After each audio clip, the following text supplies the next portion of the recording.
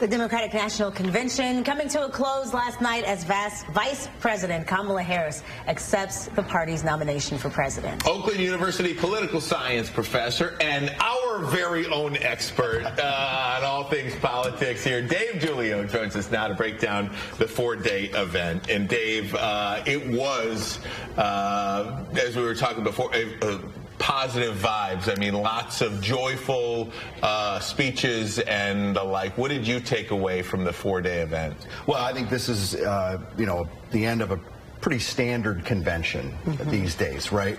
Infomercial for the party, for the candidate.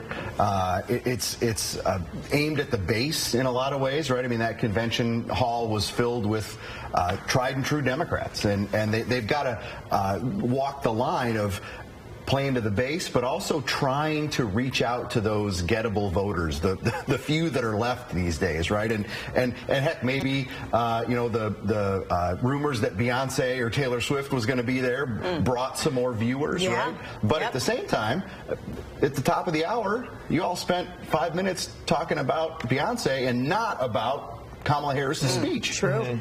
Well, that is true. Very true. Because that's what people are interested in, right? We'll get to that eventually. Yeah. What is the big point of the convention other than being a big pep rally? Are we supposed to? I mean, you get some high profile, some really great speeches, a lot of speakers from Michigan there. And does that sway any votes or just create a buzz in the atmosphere? I tend to think it's more buzz than anything.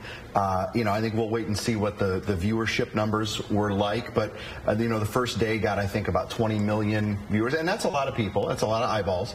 But the question is, are those viewers already voting for Kamala Harris, or are they open to, or are they considering their options, right?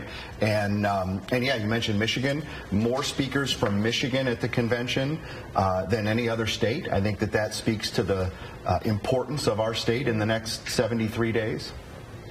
Dave, I'm on KamalaHarris.com right now. After the convention, there's not one policy point on the website.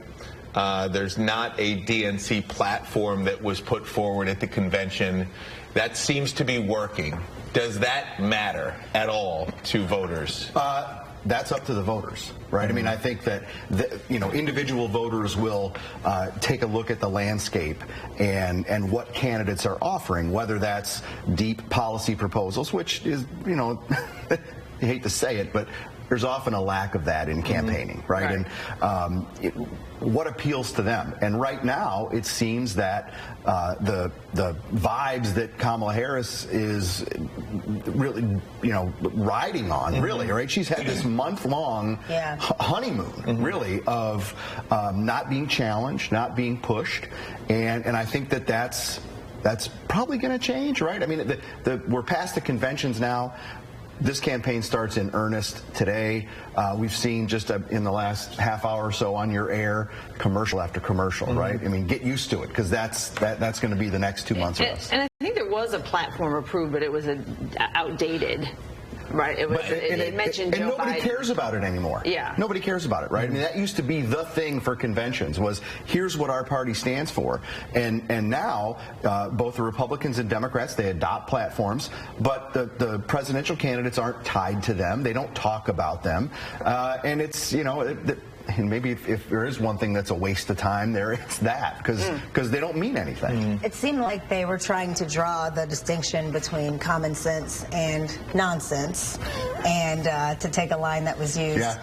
Folks like Adam Kinzinger, who spoke, I thought it was an incredible speech last night, but speaking to Republicans who feel like the MAGA faction of the Republican Party has completely taken over and that they don't really have a home anymore.